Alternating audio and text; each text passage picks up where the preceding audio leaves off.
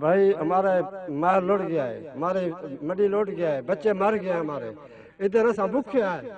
ادھر سارے بچے کو جائے تو بھی بھوکے ہیں، کوئی نہیں پوچھتا، ہم لوگ جاتے ہیں ملتے ہیں نہیں دیتے، ہمارے کو چاٹا مارتے ہیں، ہمارے کو دھکے دیتے ہیں، یہ دیکھ لو ایسا کوڑتی کے لیے ایسے کوڑتی کے ساتھ رہنے والے کچھ نہیں بچا، ہمارا بال بھی پھر بھی بچے ہیں، سارے کپڑے نہیں ہیں، کپڑے لوگ ایک بندے مسافر نے دیتے ہیں انہیں کے پارے یار تری پھٹے ہوئے کپڑے ہیں ہم لوگ سر روٹی بالکل داری دل پہ نہیں رہنے والا ہوں، بچے بیٹھے ہیں ٹبے کے اوپر، سب لنگڑ بیٹھے ہیں، بھوکے بیٹھے ہیں، آج 3 مرتبہ ہے نام لکھوا کے چلا گیا میں، روٹی نہیں ملی ہمارے 3 دن میں، بالکل نہیں ملا، کوئی ٹینٹ بھی نہیں ملا، کچھ بھی، ہم ٹبے کے اوپر بیٹھے ہوئے ہیں، اور آپ نے ٹینٹ لگایا خود آپ نے لگایا ہوا ہے، ہمارے بھوک کھائے ہمارے کو روٹی ملنی چاہیے، باقی ہمارے کو کچھ نہیں چاہیے، ہمارے کو روٹی چاہیے، روٹی چاہیے، روٹی چاہیے۔ یہ میرا پاکستان ہے، یہ میرے قائد کا پاکستان ہے، جہاں آج آزادی کے 63 برس بعد بھی لوگ روٹی کو ترس رہے ہیں۔ آج ہی کے دن 11 اگست 1947 کو پاکستان کی پہلی قانون ساز اسمبلی سے خطاب کرتے ہوئے قائد اعظم نے نئی ریاست کی ترجیحات کا تعین کرتے ہوئے کہا تھا کہ لوگوں کی جان و مال کی حفاظت حکومت اور ریاست کی اولین ذمہ داری ہے۔ قائد اعظم نے یہ بھی کہا تھا کہ کرپشن، ذخیرہ اندوزی اور رشوت خوری وہ بیماریاں ہیں جو زہر ہیں اور کسی بھی حکومت اور ملک کو اس سے بچنا چاہیے۔ اگر آج یہ کہا جائے کہ ملک میں جو حالات ہیں اس کا ساری ذمہ داری حالیہ سیلاب پہ ہے تو یہ 100% شاید درست نہ ہوگا۔ اگر ہم ملک میں پچھلے 63 سالوں میں ایسی پالیسیز بناتے کہ پانی کا صحیح استعمال کرتے، ڈیمز بناتے، تو یہی سیلاب جس نے تباہیاں مچائی ہیں یہ ہمارے کام آتا۔ اور ملک کے حالات تو یہاں تک پہنچ چکے ہیں کہ ملک کے اکثر منسٹر جس میں سے کہ ہنا ربانی کھر وزیر اعظم کے سامنے اپنے جذبات پہ قابو نہ پا سکیں اور لوگوں کی حالت ہزار پہ ان کے کچھ یہ ریئیکشنز تھے۔ لوگ جہاں آپ نکلیں وہاں پانی ہے اور لوگ چھتوں پہ ادھر ادھر، کئی لوگ ایسے ہیں جن کو 7 دن کھانے کو نہیں ملا، لوگ اس وقت اتنی بڑے حالت میں نے آپ کے ساتھ اس حکومت میں آئی ڈی پی کرائسس بھی دیکھا، اس سے پہلے ارتھکویک کو بھی کام کیا، یہ جو تباہی ہوئی ہے اس کے لیے ہم تیار نہیں ہیں، اور میں آپ سے اپیل کروں گی کہ آپ قوم کو بھی اپیل کریں، جو قوم کا جذبہ ہم نے ارتھکویک میں دیکھا وہ ہمیں اس وقت نظر نہیں آیا، یہ ایک سچی بات ہے، اور ہمیں اس وقت سب کی آپ حوصلہ کریں انشاءاللہ سب ٹھیک سر حوصلہ میں نے آپ کی منسٹر ہونے کے تحت میں کہہ رہی ہوں کہ اس وقت ہمارے پاس جتنی ہمیں امداد ملے ہم آگے کام نہیں کر سکتے، اس وقت آپ کے ملک میں جو نارمل ڈیولپمنٹ کام ہو رہی ہے وہ سب کچھ ختم کر کے پہلے تو لوگوں کو بھوک سے مارا جائے۔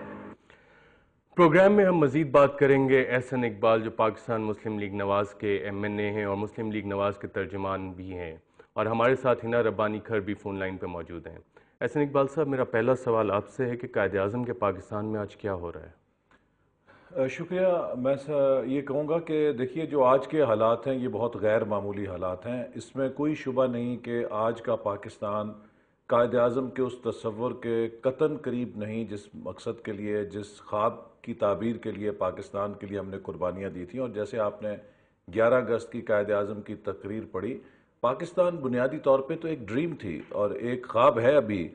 کچھ آئیڈیلز تھے جن کے لیے ہم نے اس کے لیے سٹرگل کیا تھا، ہمارے آباء و اجداد نے سٹرگل کیا تھا، اور سب سے بڑی چیز اس میں یہ تھی کہ ایک ایسا معاشرہ ہم بنا کے دکھائیں گے، ایک ایسا ملک بنا کے دکھائیں گے جہاں پر سماجی انصاف ہوگا، سوشل جسٹس ہوگی، جہاں پر خوشحالی ہوگی۔ جو علامہ اقبال نے قائد اعظم کو خط لکھا، بنیادی طور پر تو قائد اعظم کو بھی علامہ اقبال نے کنونس کیا اور پرسویٹ کیا کہ وہ آ کے یہاں پر مسلمز آف ساؤتھ ایشیا کی اس جدوجہد کو لیڈ کریں، چونکہ وہ سمجھتے تھے کہ ہندوستان کے اندر رہتے ہوئے یہاں کے جو مسلمان ہیں نہ ان کی معیشت، ان کے پیٹ کا مسئلہ حل ہو سکتا ہے، نہ ان کی جو شناخت ہے اس کو کوئی پہچان مل سکتی ہے، اور اسی لیے وہ خواب ابھی تک پورا نہیں ہوا۔ احسن اقبال صاحب، ہم اس پہ بات جاری رکھیں گے۔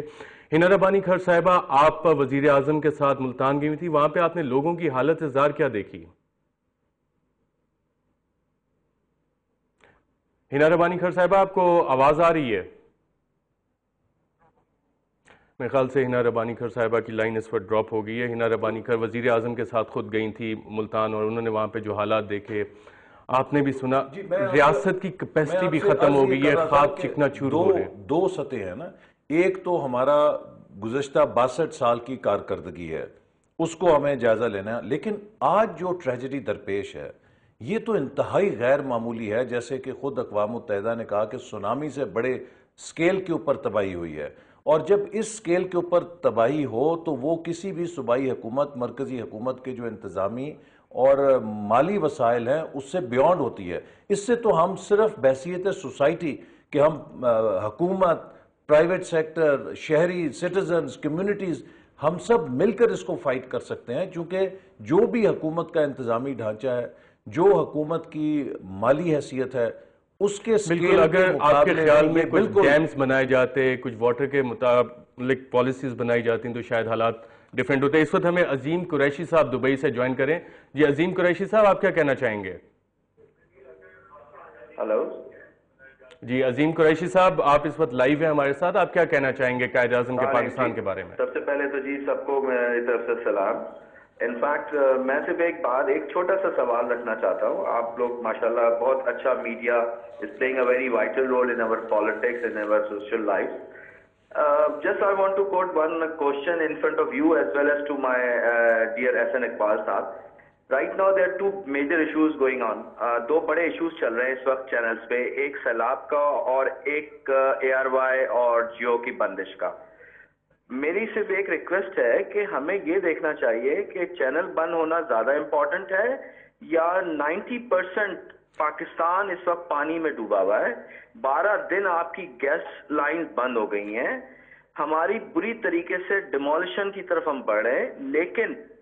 ہم کس چیز میں پڑے ہوئے ہیں کہ جی صدر صاحب وہاں چلے گئے تھے، ان بالکل عظیم قریشی صاحب، آپ کی بات ہمیں سمجھ آ گئی۔ SN اقبال صاحب، لوگوں کا یہ بھی ایک ایشو ہے کہ شاید پرائیورٹیز ہم لوگ اپنی سیٹ نہیں کر سکتے، شاید وہ چاہے اس میں سے ہمارے سیاستدان ہوں، جرنیل ہوں یا مجھ جیسے صحافی بھی ہوں، جیسا کہ عظیم قریشی صاحب نے بھی ذکر کیا۔ اس مائنڈ سیٹ کو ہم لوگ کیسے چینج کریں گے کہ we can set our priorities? ان کا یہ کہنا بالکل درست ہے، اور یہی وہ بنیادی ڈسپیوٹ ہے کہ اس وقت جس بڑے سکیل پر تباہی آئی ہے، میڈیا کا ایک ایک سیکنڈ، ایک ایک منٹ اور ایک ایک گھنٹہ ان سیلاب زدگان کی امانت ہے کہ ہم اس میڈیا کے ذریعے ان لوگوں کے مسائل کو اجاگر کر سکیں، اور جن لوگوں کے گھر سلامت ہیں، جن لوگوں کے فیکٹری سلامت ہیں، جن لوگوں کی دکانیں چل رہی ہیں، جن لوگوں کے کھیت چل رہے ہیں، انہیں اس بات پر قائل اور آمادہ کر سکیں کہ اب وقت ہے کہ وہ ان لوگوں کو اپنی کمائی میں، اپنی خوشحالی میں شریک کریں جن کا گھر بار، جن کے کاروبار، جن کی دکانیں، جن کا سب کچھ اس سیلاب کے اندر بہہ گیا ہے،